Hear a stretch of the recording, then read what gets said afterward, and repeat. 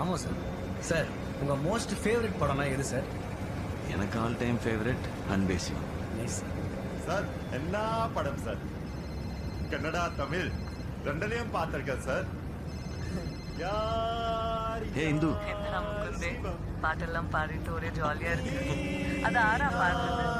Driver Sadiq favourite film எதுன்னு கேட்டாங்க.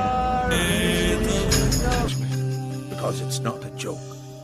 முன்ன பொண்ண தெரியாத ஒரு பையனுக்காக கண்ணீர் விடுறாங்க. ஆத்திகம் பேசும் அடியார்க்கெல்லாம் சிவமே அண்ணா.